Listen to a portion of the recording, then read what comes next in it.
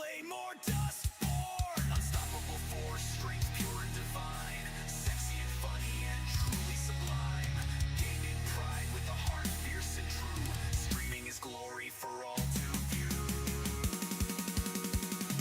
Dash attack, surging like a star, braving the trials, bearing the scars. Hero of gamers, rally or fight, shatter the gloom, a warrior of light.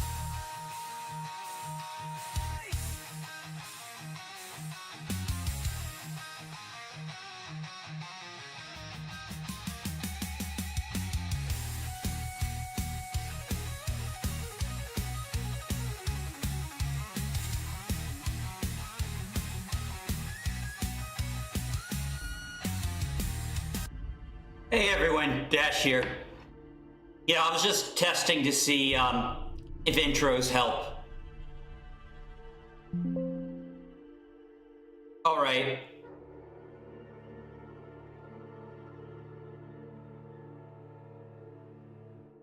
Just testing. But hey, welcome, come in.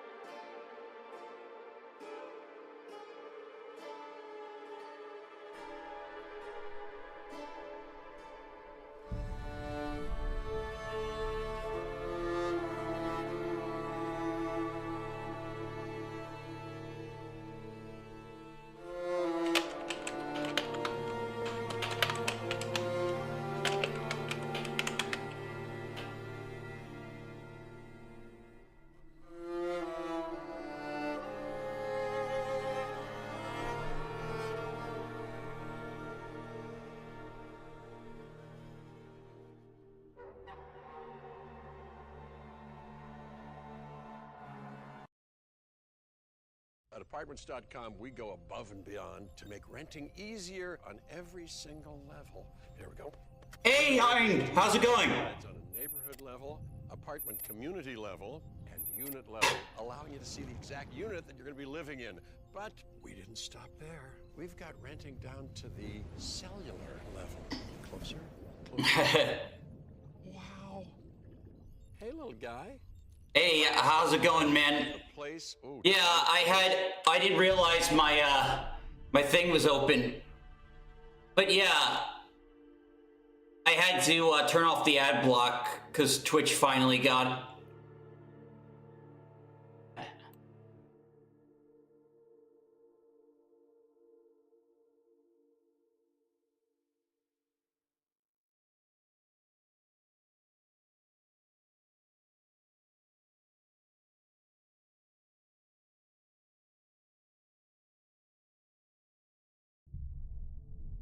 All right, 10 minutes. 10 minutes.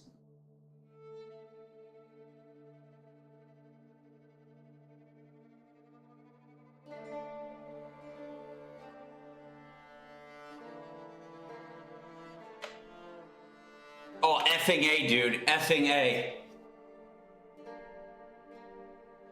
For the hive mind.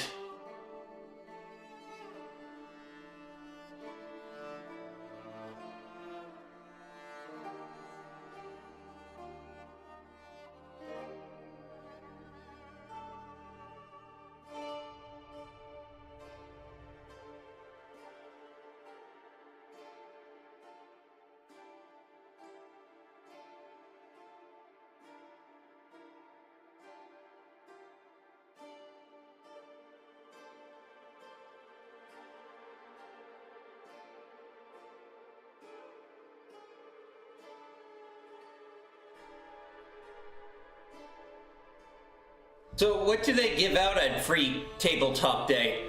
I've heard of Free Comic Book Day, not Free Tabletop though.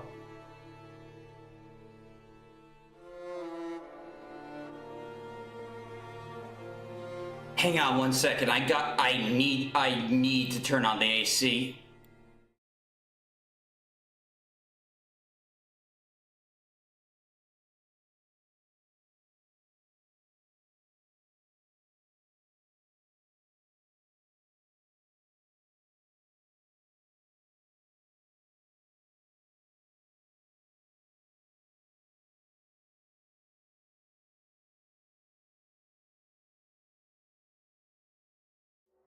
All right, back.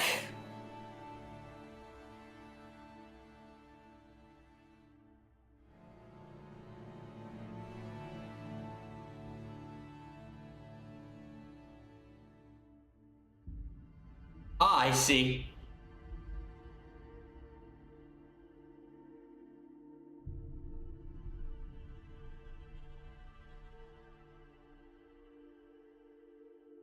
Interesting.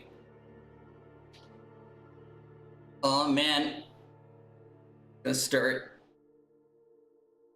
I think they said it was going to be about 20 minutes.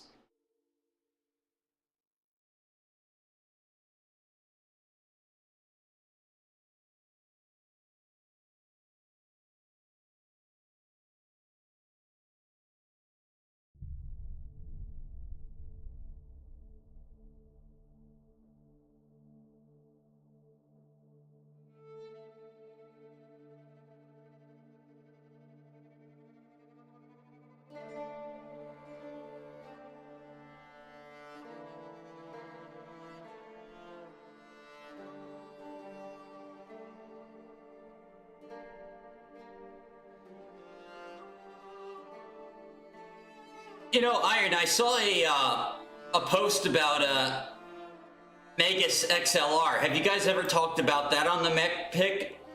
I think it'd be a cool retrospective.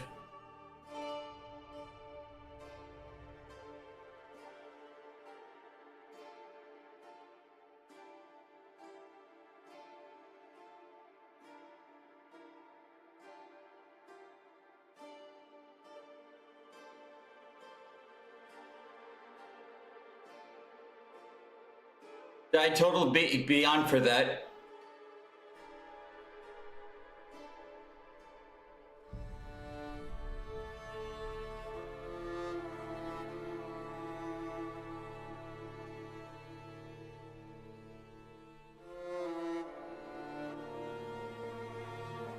Now that was a cool mech show.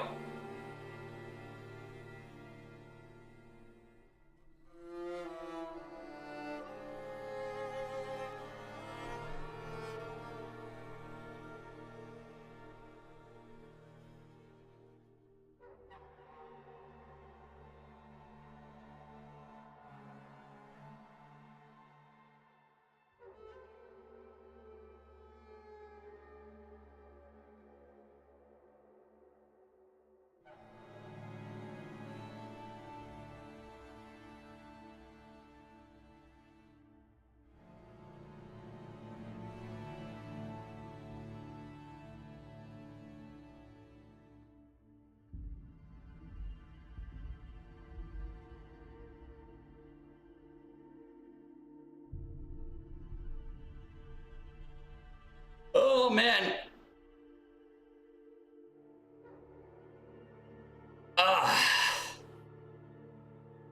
Sorry, I really hope like this has really deep RPG elements. Like I know they said that they want to do something a lot with choice. Oh, do they have Brachus? Braxis? They have Braxis emotes. Oh, that's so cool. I'm gonna post a Brachus.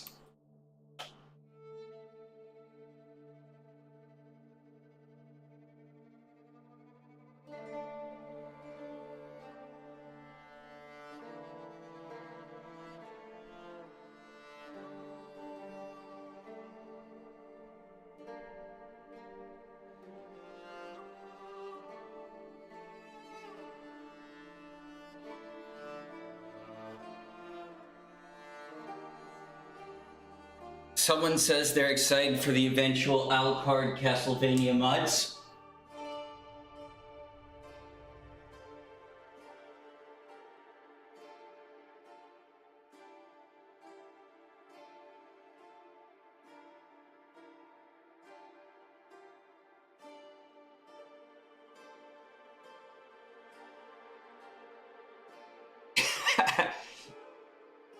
Nice.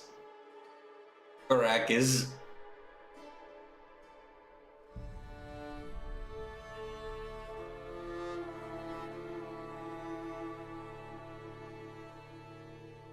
Yeah, honestly, I really like the villains.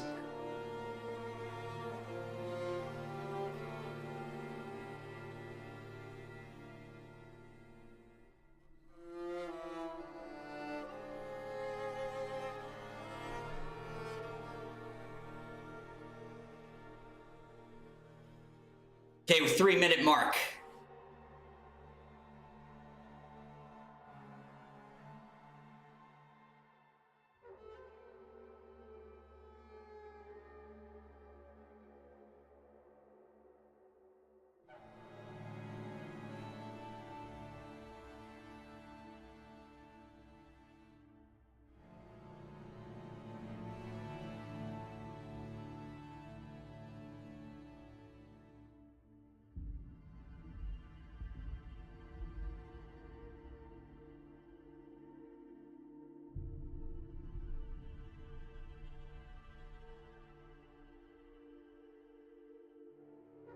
All right. No time.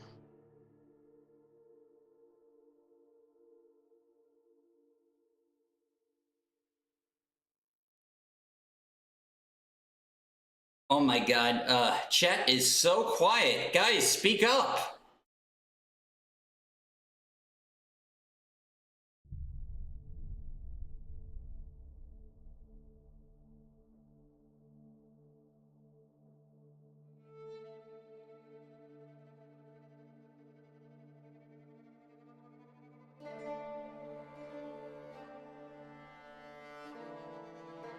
I really do hope like this is really good and that people like support this game because I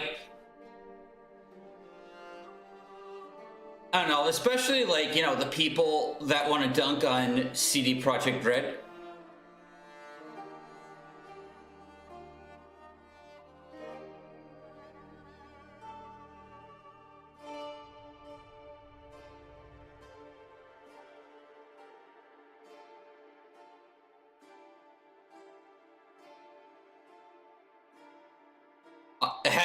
million bugs to assemble.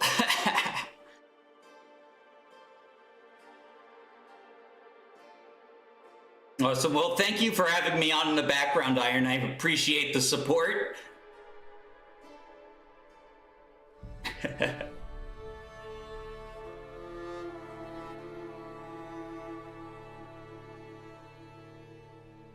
Oh, man. Oh, yep, here we go. Almost time. Time to get hyped. Getting into hype mode right now.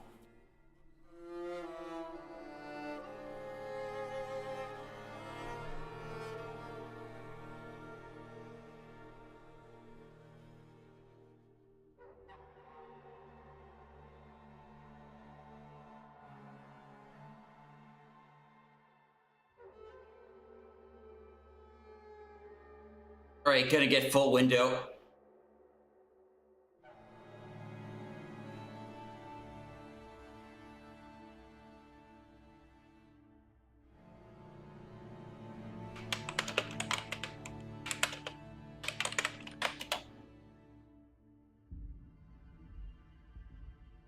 I just put it's Morbin time in the chat. Here we go. Ever get that feeling that someone is watching you, even if you're like totally alone? No matter the playstyle you decide on, it's all about immersion. Yeah, okay, stop here.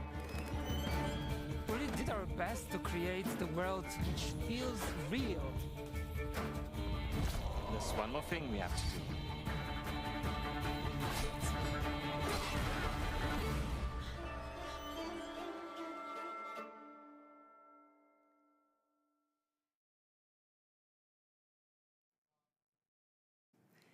Hi everyone and welcome to the Blood of Dawnwalker gameplay reveal event. My name is Dominika, I'm the community lead here at Rebel Wolves, and I am joined by a familiar face, a content creator, streamer, YouTuber, and my co-host for today, Lionheart. Thank you so much, Dominika, and hello everybody. You are joining us here live in the Rebel Wolves studio once again, and this time on the first day of the astronomical summer.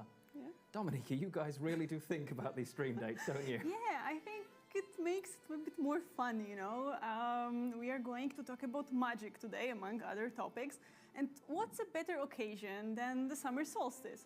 This is supposed to be the day when our connection to magic is the strongest.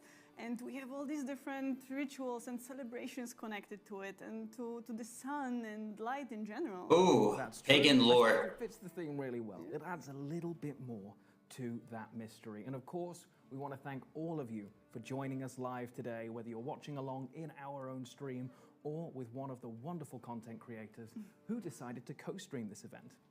Welcome in, everybody. But perhaps this is the first time that you have seen anything related to the Blood of Dawnwalker. So, Dominika, how about we catch them up? Of course, of course. The Blood of Dawnwalker is the first chapter of a brand new role-playing saga created by us here at Rebel Wolves. And it's a dark fantasy, narrative-driven, epic adventure. You know, and it's full of twists and it's great. It is going to be quite the game. And if you didn't see the previous stream, perhaps you can check out... See, even they know they have a masterpiece on their hands. all the information from the previous stream. You will be able to learn more about the world and also like the main concepts of the game as well. But that was last time. Dominika, we know why everybody's here today, right? Gameplay! And we have a lot to show you and a lot to talk about, so why don't we just jump straight into it? No. We have to tease them at least a little. Of course, we are going to show you some gameplay, but we've got to pull it back just a tiny bit. Let's give them an overview of what they can expect, right? Okay. So, first, straight out of the gate, it is that gameplay. Yes, you'll see 19-20 minutes of gameplay in total. We are going to show you a fragment of a quest, but we will be focusing on the gameplay features and not on the story, not to spoil anything for you. You'll see two examples of how we can approach that one quest. First, from their perspective, with Quen as a human, with his sword fighting skills and magic, of course, and then during the night with some vampiric abilities at his disposal. Looks like you're going to get to see a little bit of everything. And what you're going to see, all of it is taken in-engine, right? Yes, we recorded it on PC, on a build from last week, actually. We want to show you what the game looks like right now. And yes, you'll see some glitches and imperfections, but this is not the final product, of course. We'll be entering the beta stage of development soon, so we have a lot of polishing still to do, including next iterations of animations, lighting, visuals in general, and optimization, of course. Of course, but I think it's really refreshing that we're going to get to see where the game really is right now, rather than where maybe it might be if we weren't using the engine. Yeah. I think it's really good and deserves some props for that. I think that's really, really cool. But of course, we are not just going to give you gameplay and send you off into the night. That would be crazy. We have some very, very talented devs here at Rebel Wolves, and what we're going to do is we're going to get some insight from them. They're going to dive deeper into all of this content, all of the footage you're going to see. They're going to talk more about the magic system, traversal, and of course, the combat as well. But there is more. It would not be a Rebel Wolf stream without an extra special performance, right? It will be super special. I cannot wait for you guys to see it, but that's not all. True, it just keeps coming. Yeah. In the last couple of weeks, we've been hosting a Q&A over in the Discord for the Blood of Dawnwalker, and Dominika and I are going to do our very best to answer as many of those questions as we can throughout the course of the stream. Yeah. We will also have some people checking in on the live chats, so do get some questions there. You never know. They might just make it through to us. Yeah. Okay, so without further ado, let's see some gameplay of the Blood of Dawnwalker. And for those of you wondering, yes, it will be available in 4K on YouTube right afterwards. Take it away. Here we go.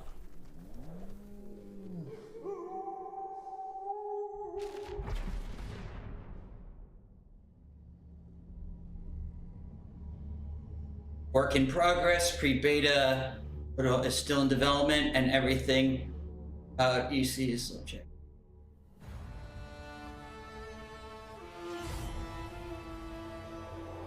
Even the music sounds like The Witcher. Hello, my name is Daniel Sadowski and I'm the design director at Rebel Wolves. I would like to welcome you to the Blood of Dawnwalker summer gameplay video. Our game is a story-driven, open-world dark fantasy RPG set in medieval Europe. The game is currently in pre-beta stage, and what we are going to show you is just a part of one of the mid-game quests. It's a really cool story involving legendary swords and a haunted almshouse, but today we'll focus on showcasing our gameplay systems. We're starting on the outskirts of Svartrau, the game's largest city and the capital of Vale Sangora. From here, we could head anywhere the eye can see, explore ancient ruins, or sabotage vampire blood transports. But Hey, Michael. it's not just about where or when you go. It's also about how you approach the main quest and shape the story, making each player... Yeah, I can see it's a little bit rough, but For now, we're looks like following it's the road. pretty far Is along. on his way to the city's cathedral, chasing leads about a powerful weapon said to be hidden in its crypts. But first, we'll have to deal with some bandits who camped out by the main road. Traveling through Vale Sangora is never boring. The world is dense with quests, random encounters, and locations steep in lore. This will be a great opportunity to show you our combat system. Our goal was to make the player feel like a real swordmaster who closely observes his enemies. We'll begin this fight by using acrid dust Ooh, pocket to sand! one of the enemies. Now, when you attack, you choose one of 4 directions: up, down, left, or right. Oh, no. In order to hit the opponent where he's unable to. Kingdom Come like combat Similarly, system. when defending, you have to take note of the enemy's intent and the direction of the attack.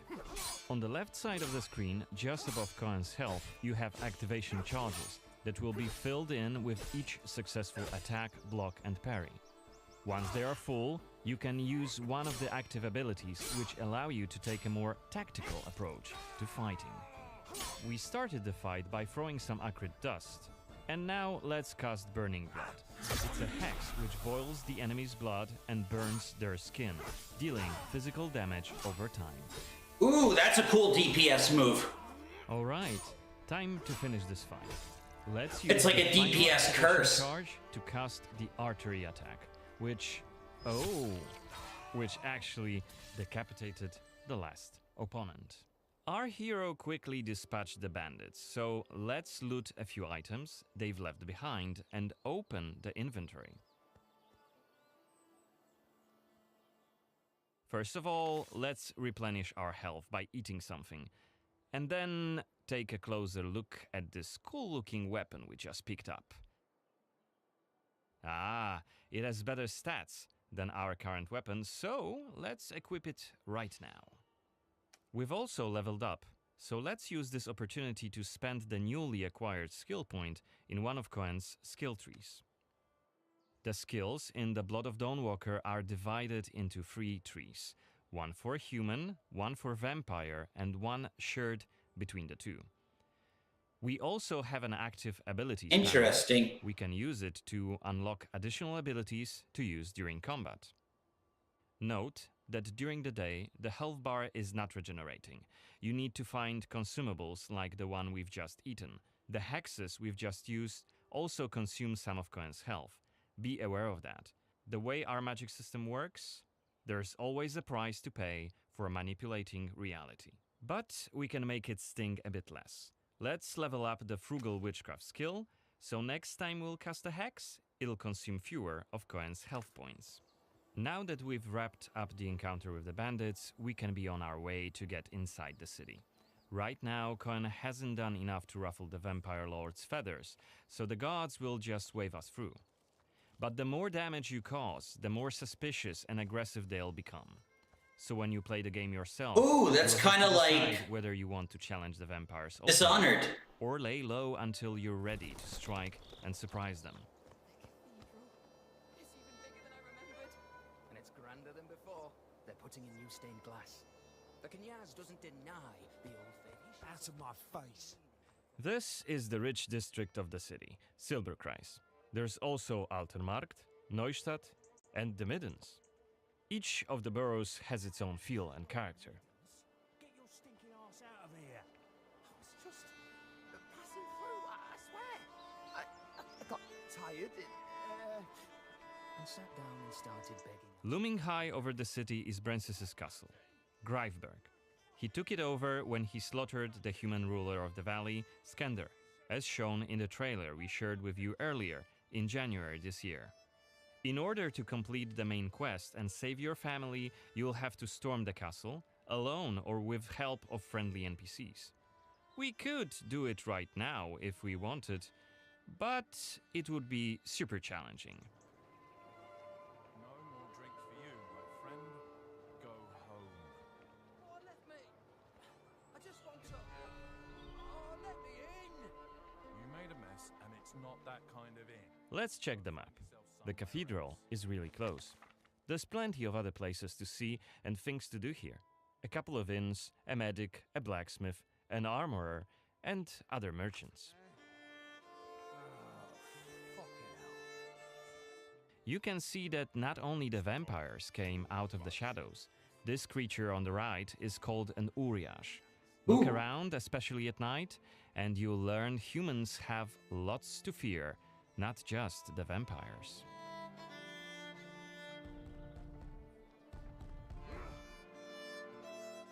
And here we can see guards pounding on some poor guy's doors.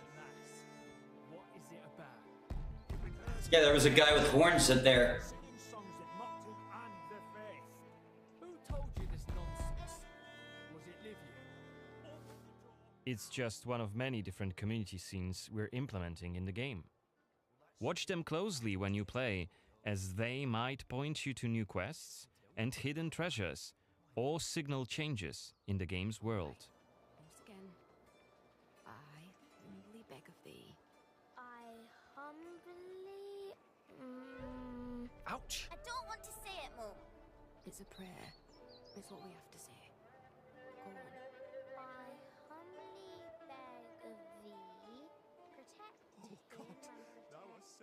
Okay, we are at the cathedral gates. Again, since Cohen isn't yet wanted by the vampire regime, and it's daytime, we can simply walk inside. Sure, they redecorated the place.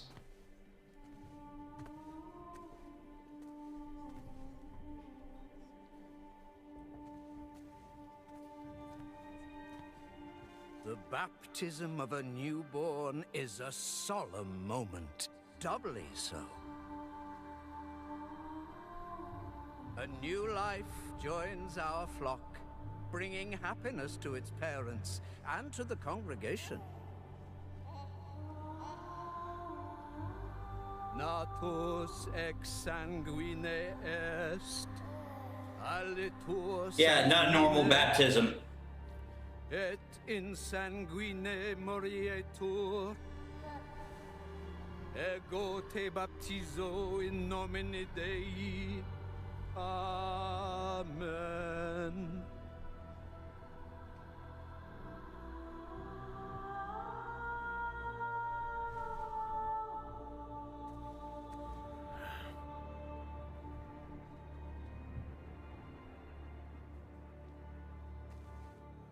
Wow.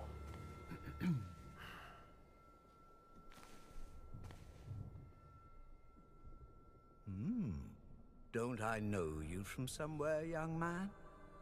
Laslia, maybe? I'm sorry, but you must be mistaken. Am I? Perhaps. Perhaps. My memory isn't what it used to be. Come with me. I'll take your confession. Thank you, but I have no need for confession. Time limit on decisions, So damn. you deem your conscience clear? I wouldn't go that far. But I'm sure you're a busy man, Father.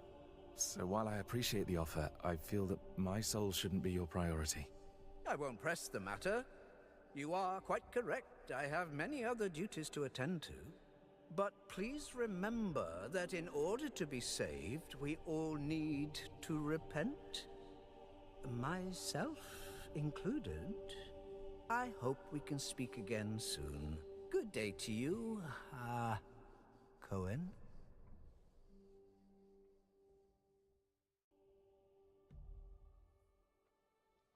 What we saw right here was just one of many cutscenes we recorded for the game, which smoothly transitioned into a dialogue scene. We use cutscenes to highlight key scenes or showcase interesting bits of lore. Like this blood baptism. Creepy, isn't it? The core feature of the Blood of Dawnwalker is the dual gameplay loop. Remember, Cohen may be a human during the day, but he turns into a vampire at night, and has a different set of skills at his disposal. And this is just one variable that affects our quests.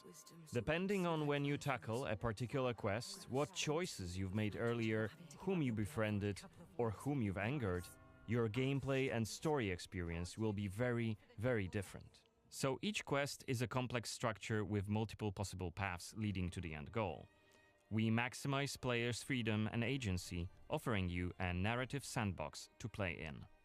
I wonder what secrets may be concealed up there, just beyond Cohen's reach. And how do we get there? It's impossible to do during the day, but come night, it's an entirely different story. Let us explain what we mean by taking our current quest as an example. During the day, we got inside the cathedral without any problems, since it's open for all to see and Cohen doesn't yet stand out from the crowd. The scaffolds, though, are outside of his reach.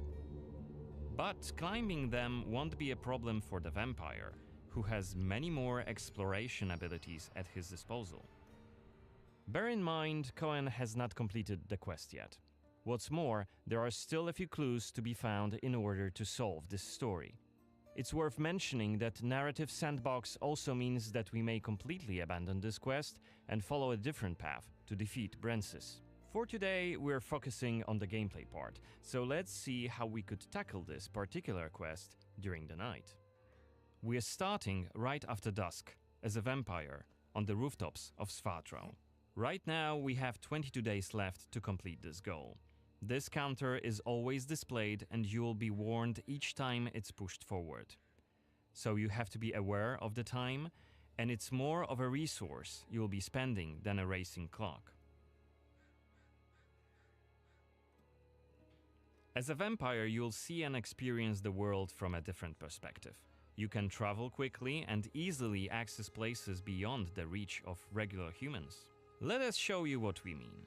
This is Shadow Step, a unique vampiric ability allowing Cohen to jump to almost any place within his reach. Now let's take a good look around using the focus mode. This ability highlights objects of interest and loot. And there is something right here. This time it's just some items to grab, but on other occasions, who knows, you might come across a hidden quest. Looks like our health is quite low. This is because, as a vampire, your health bar also represents your hunger level, and you start each night thirsting for blood.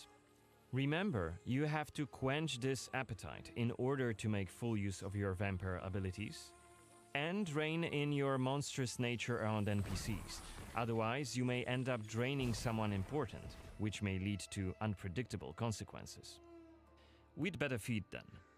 Maybe on someone who is standing all alone. Like this drunkard.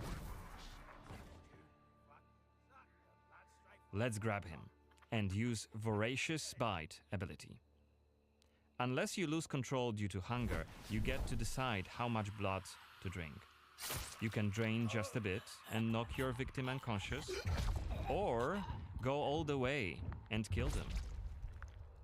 And if you're adamant you don't want to hurt innocent humans, you can drink from animals and some other creatures. Yeah, the roleplay option for that. Finally, we Definitely. are in the cathedral, but it seems to be closed for the night, and the entrance gate is well guarded. Let's find another way. So if you want to play a moral character, you can, like, choose to target bad guys, maybe.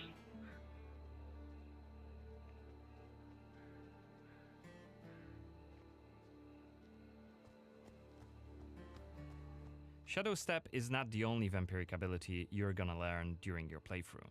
Cohen can also use Plane Shift to scale walls and even ceilings smoothly. This will allow us to explore every nook and cranny of the cathedral. What do you guys think of it so far? Loving the Shadow Step. Better be quiet. Is that Voyeurs Xanthe? What the hell is she doing here? What is she doing? Is that a ritual for the blood gods? They're covering up the old paintings. Why? One of the workers must have left it. Seems that the cathedral complex is quite big. The main building, cloisters, inner courtyard. The entrance to the crypt could be anywhere. Won't get anything done just standing around. Still. This was a scene investigation, a mechanic we used to zoom in on and showcase key clues. This time we had a chance to learn more about the vampire's plans. Looks like they're keen to cover up the old frescoes, so that's something we could take a look at. This way we could learn more about the cathedral's past.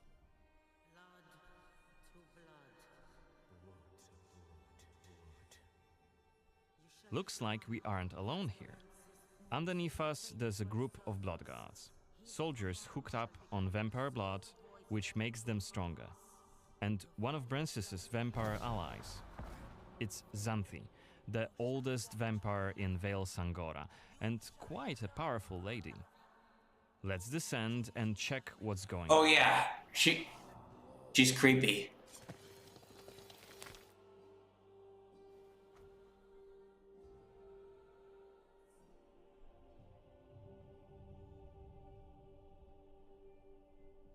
Don't think I don't see you skulking in the shadows. Come out!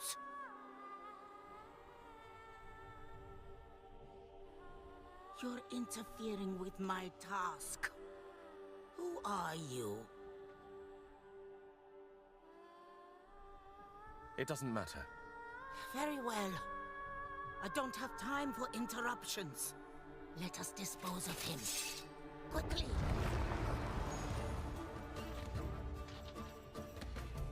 You've withstood it. Fascinating. Cohen is using his claws to attack when in vampire form. Blood guards are dual-wielding opponents. Their attacks are pretty strong. Of course, even when fighting with claws, combat is still directional. Don't worry, Cohen can still use his sword as a vampire. You haven't lived long. Only after defeating all three of the blood guards, Xanthi deems Cohen worthy of a challenge, and she descends to face him.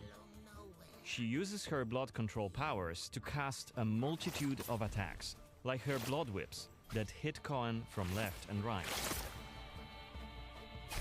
Xanthi is protected by a powerful vampire ability. Once her stamina runs out, Cohen will have an opportunity to strike and deal some damage. But be careful, cause Xanthi is quick to counterattack and she will also try to restore her blood. Meanwhile, look at the indicator just below her health and stamina. It's a timer for the boiling blood skill that you've seen in the CGI trailer. So, if we don't hurry, the timer goes down to 0 and Cohen will eventually explode. And we're dead. Nice. Remember, we were only mid-game here, and Xanthi is one of the game's most punishing enemies. Defeating her right here and right now is very much possible, but it would be hellishly difficult. A fun challenge for hardcore players. And we are back, and I hope you enjoyed that as much as I did. Now, I have been lucky enough to see this footage quite a few times now, and I feel like I get excited over something different every single time I see it. And you're going to probably watch it again after the stream, aren't you? Okay, you know me too well. Okay, so what's your favorite part so far? So far, I think the day and night cycle, the fact that the same quest can feel so different if I complete in the day. I could be walking into the cathedral, no problem, I meet Suspicious Priest Man. Florin. Yeah. That's it, Suspicious Priest Man. But by night, I can't walk through the doors. I have to jump through the rafters and, well, Florin is nowhere to be found, but Xanthi and her bodyguards are staring me down. It's just so different. Yeah, and it is just a small part of it, because we could go back, load the game, and try to explore the cathedral without drawing anyone's attention. We could also try to get to Xanthi when she's not surrounded by the blood guards. And just like other vampire allies of Brancis, she also has her own quest line. So we could try to explore that and find out more about her past, her motivations, and maybe even try reasoning with her. She does not look reasonable. I'm not gonna lie. She does not look reasonable, but she does look scary, so I will do my best to reason with her. That is a great idea. Even within the day and night, the fact that so much can change based on what I do, I think that's really, really fun. It feels like it's going to be so different each time. Yeah. With the narrative sandbox, you just weave together all these different stories and create your own unique adventure. So when, how, or if you decide to explore a quest really does matter for you, for your experience, but also for the world and people living there. Sounds like there's going to be a lot of changes in Vale Sangora, but you mentioned people, and we promised the people, you, that we would answer some of those questions, and I came prepared. So, this first question, I'm going to put you straight on the spot here. Let's go. And it comes from, I hope I've pronounced your name right, I'm so sorry if I didn't, Thrassel. And it is the big one, because it talks matters of the heart. Will the Blood of Dawnwalker have any romance mechanics? And if it does, how will they affect the story? Okay, so this is a very popular question indeed, right?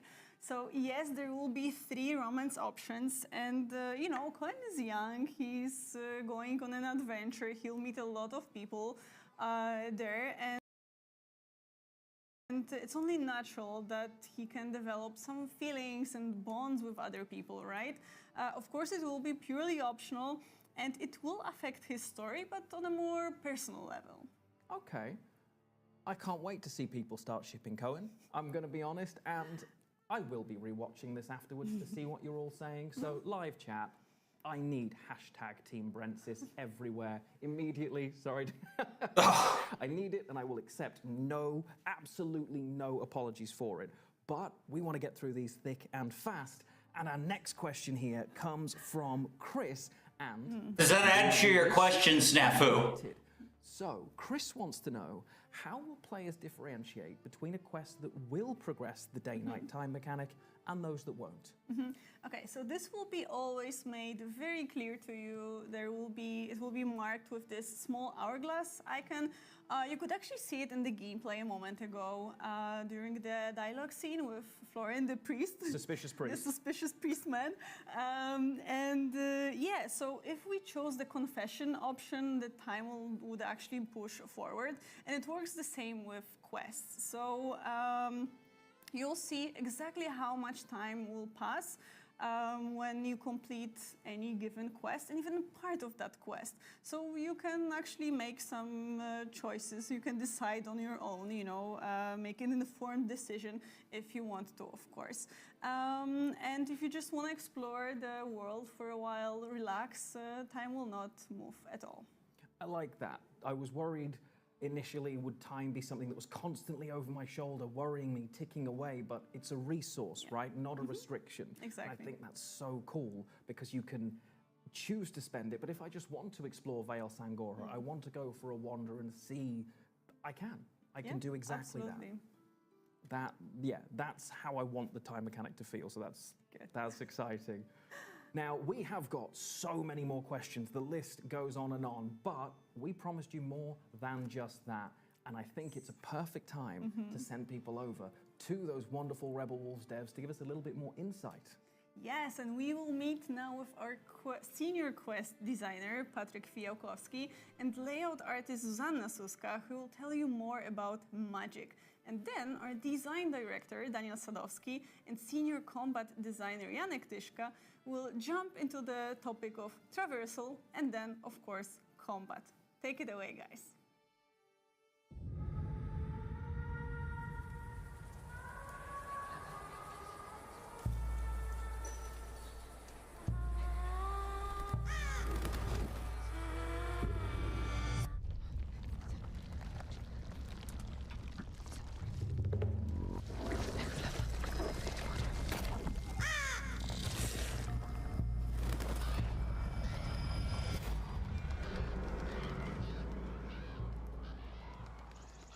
You know what? I'm really glad that it's daytime. Really? Why? Well, because I would just freak out in the woods at night. No kidding. Right? Just too many creepy stuff in the dark. But I guess it's a good place to talk about magic. Oh, I can already tell, I mean, I don't know about you. Drums is gonna have a fit about these two already. But the kind of magic that we have in our game. So, more dark and ritualistic rather than glowing effects and rainbow auras. Yeah, that's actually what I really like about our approach. That magic feels dangerous, like something you just shouldn't tamper with. Is anyone spanning woke it? I don't know, more organic? It revolves around blood or heat. Gabe Conan confirmed Pride Month. I think it ties to the world itself. Some places just feel different. They're connected to magic somehow or have remnants of it. You will feel it when you enter. Like old spellcasting grounds, cursed sites, they all stand out. We even build specific cues for those spots, subtle signals that something just not quite right. You'll notice things like mobs behaving in oddly mysterious ways, unnatural fog, warped light, sometimes even some visual distortions. They are small things, but they will let you know that this isn't just another piece of scenery. Yeah, okay, stop here, Patrick. Ever get that feeling that someone is watching you, even if you're like totally alone? Well, just one of the many reasons why I don't like woods at night. Okay, I think this is kind of the feeling we want to go for in our game.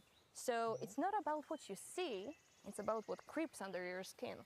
And speaking of skin, Zuza, I think it's worth mentioning that in order to even cast spells, Cohen has to literally carve runes into his own body, like a twisted tattoo sleeve, which is insane, but It's also, metal. not gonna lie, pretty metal. Oh, hey, he said it. Rune into your own flesh is bold, brutal, and there is no going back. But you need to know how to do it right. Yeah. And this knowledge is scattered around the game world. So you go explore, you find forgotten spells, and bit by bit you grow stronger. Yeah, that's right.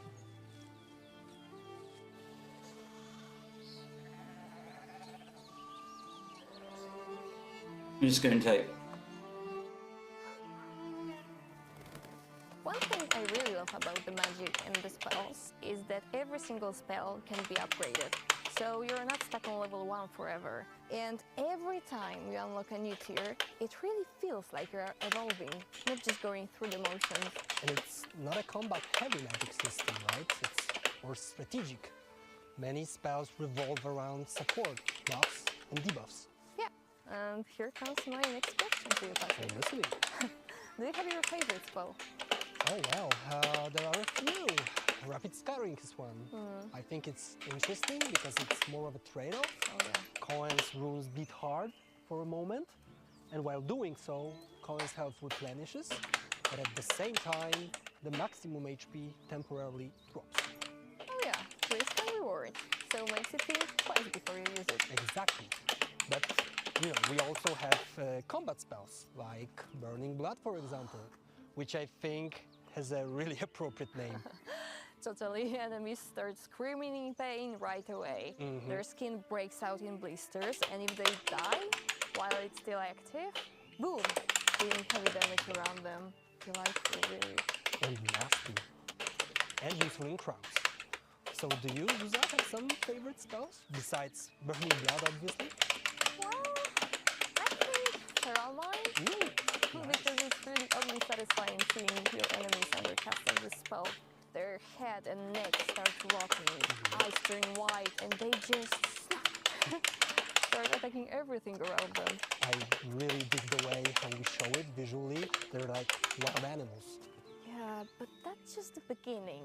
Because we have even non-combat stuff like Compulso. Cohen can literally drag secrets out from the dead. For me, as a quest designer, this is really an awesome tool to tell stories. It's always optional, but if you use it, you may uncover different quest branches. Ooh, you can bring back the get dead? some valuable info, or sometimes even flip the context of an entire plotline. What's important here, though, is that Cohen is a Dawnwalker. So he can use those magic spells only during the day. Because then his runes are active, like bloody and raw, but at night they heal because of his vampiric skills. So they become just scars? I think this is one of the key elements of being a vampire. It's that they just don't use magic. I mean, even if they're powerful creatures, their power comes from a completely different place. I don't know, maybe we can say that it's rooted in their instinct? Either that, or they absorb it by draining another vampire. So it's really a completely different experience than using magic. And we really want to show what it's like for Cohen to live between those two realities, not just visually, but in how he experiences the world.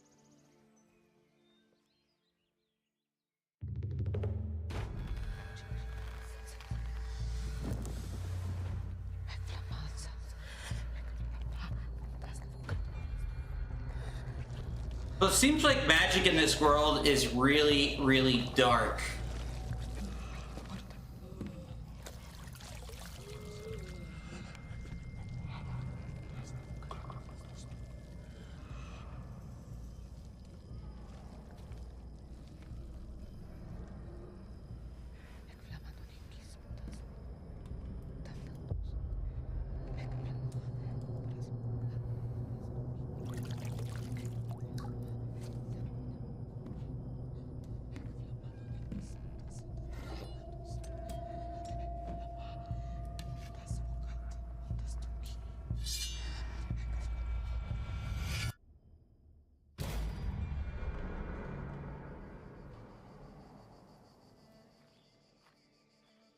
You know, I can't believe that already more than 3 years have passed since we started working on the Blood of Dawnwalker. Quite a journey, wasn't it? Especially since it's a brand new game with a brand new world and, well, brand new characters. Yeah, we had to figure out everything from scratch. What the game's about, what the world is, who Cohen, our main hero, is, and of course how it all fits together. Yeah, we really did our best to create the world which feels real. The city, all the villages, it all feels pretty unique. Yeah, Svartrau, for example, has this urban medieval atmosphere, which we contrast with quiet villages like Laslia, where Cohen is from. Well, we also have swamps, forests, mountains, caves, ruins, and everything is there for a reason, to, you know, tell the story. I even have my favorite tree. Yeah, well, the narrative does go deep, doesn't it? And I mean, that wasn't the only thing that was important to us. Every game element had to make sense from a gameplay perspective as well. Yeah, that's why we had to make exploration both fun and intuitive. So things like well-functioning map is a must-have. Yeah, and I think that's what's cool about our game is that even from almost the very beginning, the whole world, the whole map is fully accessible to the player. That's what I love. You can just dive into the world and everything opens up. You can do what you want to do. And there is so much to do and there's so much to discover. Yeah, and not just the settlements, of course. There are other cool places, like shrines, haunted sites, bandit camps. Hidden monster nests or treasure spots. Of course, and much more. And I mean, the key is, of course, observation and exploration, if you want to uncover these secrets. Yeah. But you never have to go too far before stumbling upon something interesting. Which is actually the main reason we are here today. Cohen needs to reach those points of interest somehow. Indeed, and since everything in our game is tied to this duality of our main character, both human and vampire sides of Cohen bring unique elements to the game. Even the way you explore changes depending on time. Yeah, during the day, Cohen walks, runs, jumps, you know, human stuff. Yeah, but then the night comes and everything changes.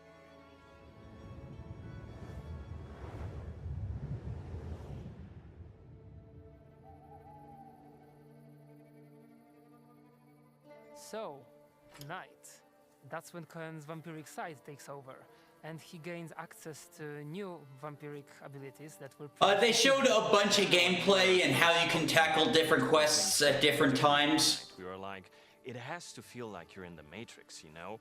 You plug in and suddenly you can do all of those cool things that you wouldn't be able to do otherwise.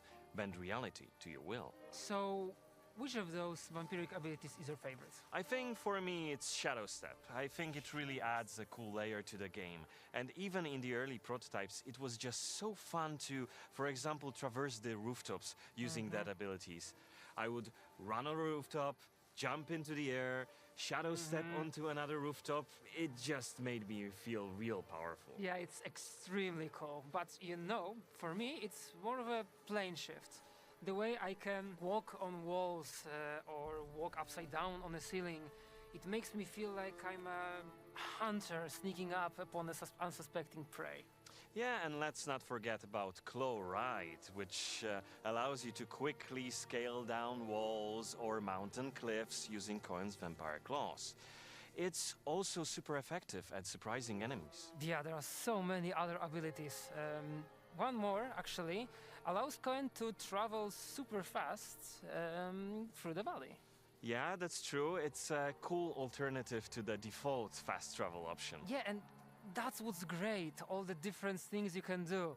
You can even solely play as a human or as a vampire. It's all up to your preferences. And that's the beauty of it. No matter the playstyle you decide on, it's all about immersion and the freedom of choice. And vampires. And vampires.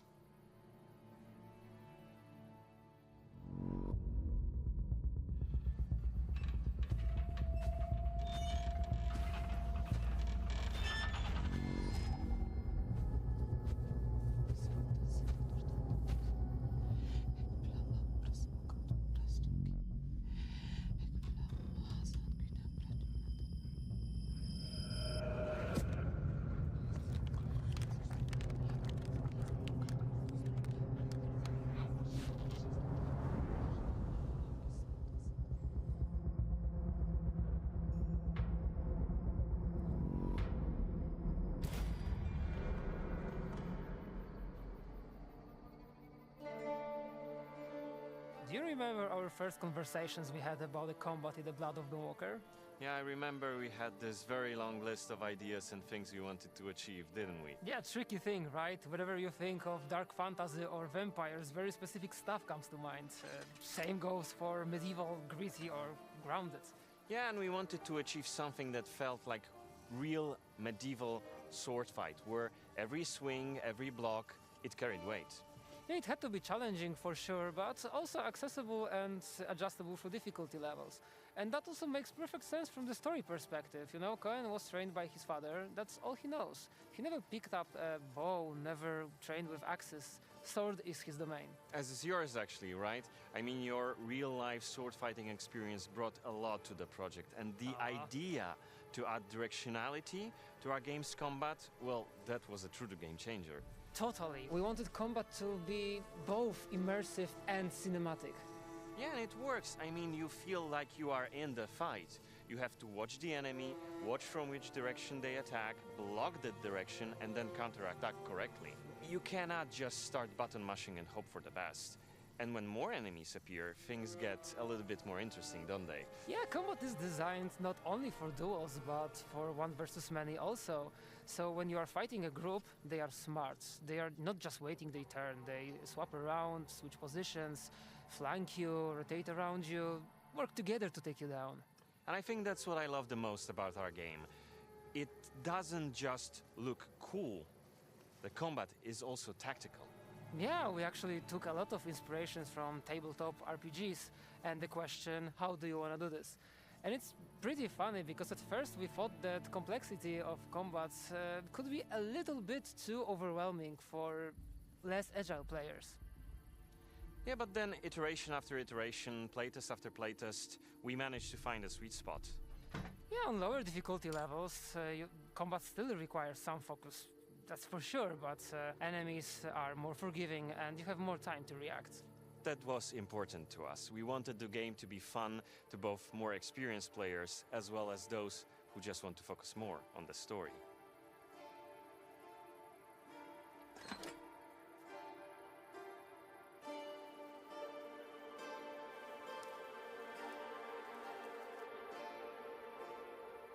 So, the combat at night.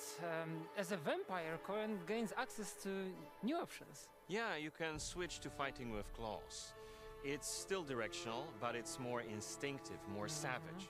And of course, vampires can still fight with swords and mix sword combat with pure vampiric savagery. We have even more differences between day and night from the combat perspective. True, as a human, you can lay down your sword and let the fists do the talking. Good old fist fights, when you wanna feel the weight of each punch, whether you're taking it or throwing it. And during daytime, you have access to magic, which is inaccessible to vampires. Yeah, as a vampire, however, you gain access to new cool powers, blood-fueled ones. And speaking of blood, in the Blood of Dawnwalker, health is of course tied to this dual day versus night gameplay loop that we have. Yeah, during the day, it's simple. Kind has standard health bar with no regeneration over time. But during the night, blood hunger kicks in. Yeah, his health bar splits into segments, and once he drops into the lowest one, the blood hunger fully kicks in. Yeah, and that's not just cosmetic. If Cohen is hungry and you're not careful, he may even devour someone he cares about. So we have to make sure that it's never vague. Player will get visual and audio cues. Yeah, and unlike daytime, health regenerates passively at night, but only up to a certain point. Beyond that, if you want to fully recover, you need to feed. Yeah, if you want to fully regenerate, you need to drink human blood, or animal blood, or even blood vials. There is also an option to drink vampire blood, but let's just say, interesting things start to happen when you do that.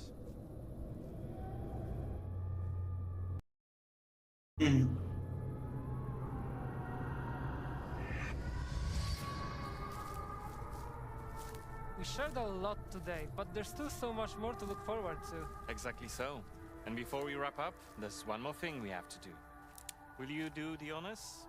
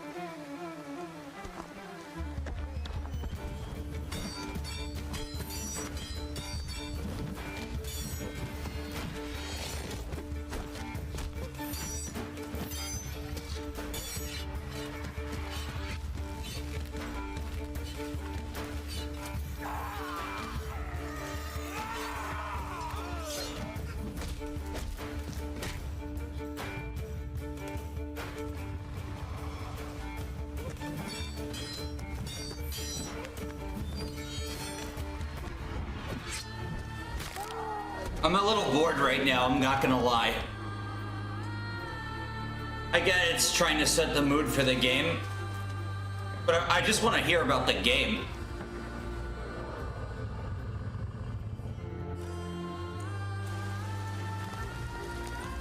Music's great though.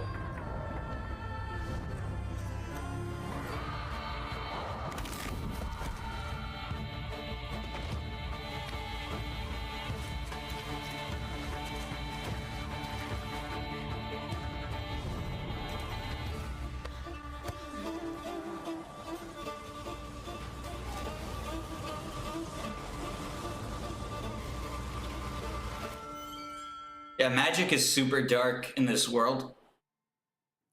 Welcome back, everybody. Dominica and I are still here, and we are ready to answer even more of your questions. But first, I have to talk about the combat system. We now know that it's directional combat, but it's focused on the world around Cohen and on his enemies instead of being introverted. Yeah. So you can immerse yourself in each encounter, observe your enemies, their movements.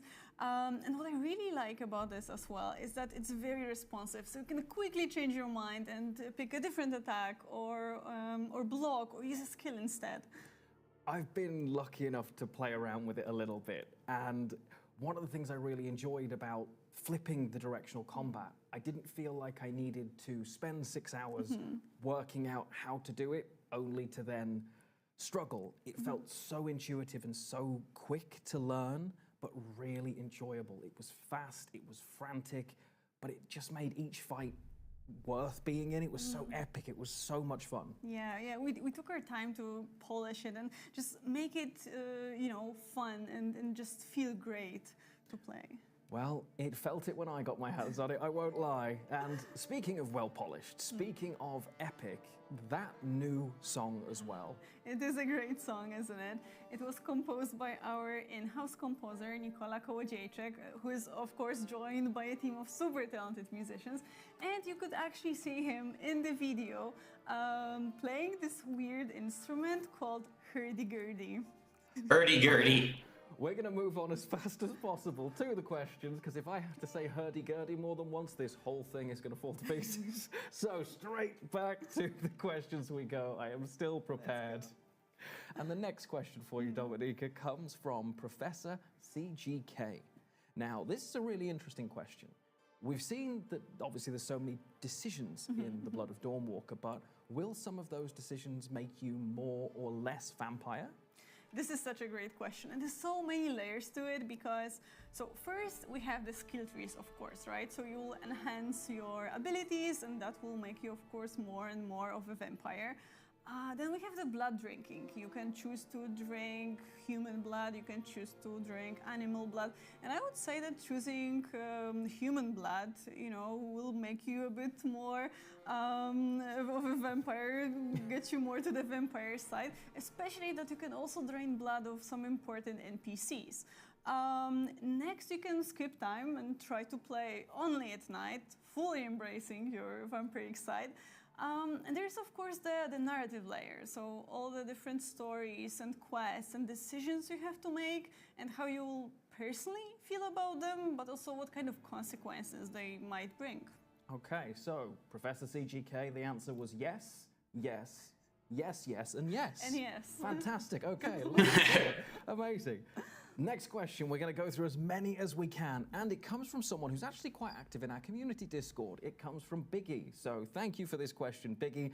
They want to know, is there an alignment or a reputation system with the main factions, so the humans, the vampires, or will things change on more an individual basis? Okay, so there are two sides to this question as well.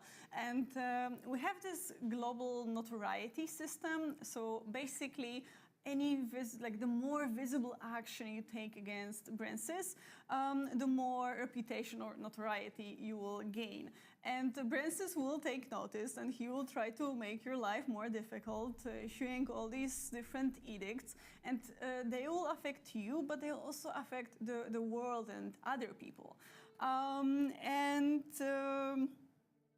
And yeah, but it might also open up some new possibilities for you, you know, at the same time. I'm sure that enemies of the Brancis regime will appreciate your infamy here. That makes sense. I mean, the enemy of my enemy is my friend, right? So that does make sense. That's on the broader side, but as you've mentioned before, each individual NPC will kind of have an impact too, right? Yeah, that's the other side. So it's not strictly reputation, but again, your decisions will matter. So depending on them, some people might be more or less inclined to work with you or just to help you out. Okay, well, it feels like there's going to be an impactful decision at pretty much every single corner. Basically. Question, we are getting through them as thick and as fast as we can. Now, previously we'd mentioned that the Blood of Dawnwalker will have no microtransactions, which I am very much a fan of. We have a couple of questions that I'm going to kind of merge together from Solandis and Kaido. They've asked whether the Blood of Dawnwalker is going to have any sort of early access or demo, maybe tied to some sort of digital deluxe or something like that.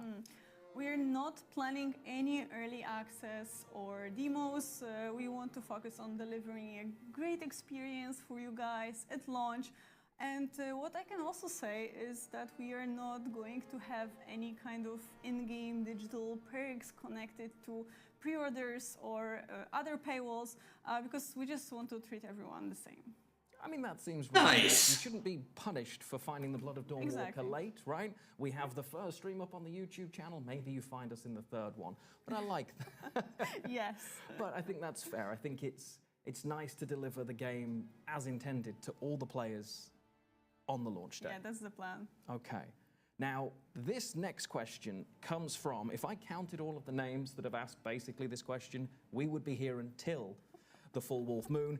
It is related to languages. Dominica, which languages will the Blood of Dawnwalker launch supporting? Okay, so there is a lot. So I have a cheat sheet prepared here so I can read them all to you and not miss anything. So yes, so first of all, we'll have full localization, meaning like a full VO, subtitles, UI elements, everything basically in English, French, Italian, German, Spanish, and Polish. And then we are going to have the text localization, meaning subtitles and UI elements in Brazilian Portuguese, Mexican Spanish, Korean, traditional Chinese, simplified Chinese, Japanese, Turkish, Czech, and Hungarian. Oh, that is a lot. That's like almost the that is a lot. Smart. Now, that is a lot of languages, but we know that it's a deeply personal experience when you're playing a game, so I'll ask the greedy question. Is there any possibility of supporting other languages in future? We know that localization is super important to experience a game properly, and we're doing our best to have as many options as we can. And we will be looking into more. However, we cannot promise anything at this moment, so you know it might be not possible to have any other localization options for the launch or even later. We'll see. We'll let you know if anything changes. Makes sense. Deliver what we're promising rather than promise and not get there. Yeah. Okay, I like it. But much like Cohen, we are starting to run out of time. But we still have so many questions. So I know you're going to be answering even more questions in Discord after the stream, right? Yes, yes. I do want to answer as many of your questions as we can without spoiling anything, of course. So head over to our Discord server if you want to learn more about the Blood of Dawnwalker. And I will be joining you guys in a few moments. Just need a short break first. Live streams are stressful, you guys, honestly. And yeah, but hey, no fire alarm today.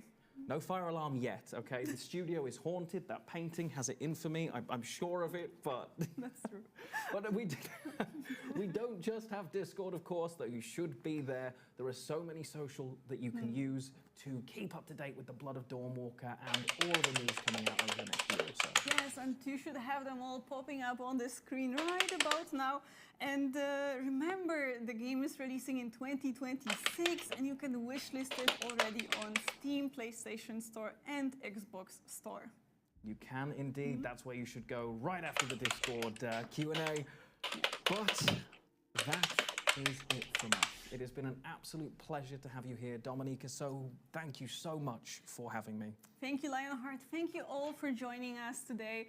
We really appreciate you being here, and we'll probably meet again for the next full Wolf Moon event. But before that, we will of course be sharing more info on our social media channels about the game, gameplay, characters, lore, everything. So make sure to follow us there. And while we won't be showcasing the game publicly at events this year, we will be attending a couple of them, starting with Gamescom. So yeah, stay tuned for more info on that. And we might have another thing or two to share before that next live stream, but I'll keep some surprises. Oh, okay, we started with a tease, and how else could we end but with a tease as well?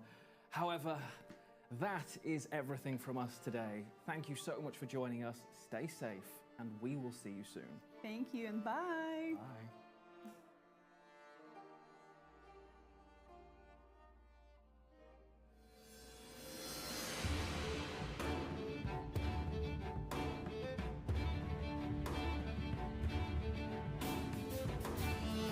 All right, that's it. I'm still super excited for the game. I wish they had shown more though. I wish they had shown more so I could like really see. Honestly, like you know me, always the optimist. I want things to be good always. So I don't know, like I'm seeing a lot of lightning returns type of thing, but I'm also seeing a lot of innovation when it comes to like RPGs narratives. So we'll see. And I guess nobody wants to vote in the poll, and well, that's fine. So yeah, so I guess I'll end my stream right here. But thank you all for watching it for me. Please let me know in the comments what you thought, and I'll see you all next time. Dash Attack out.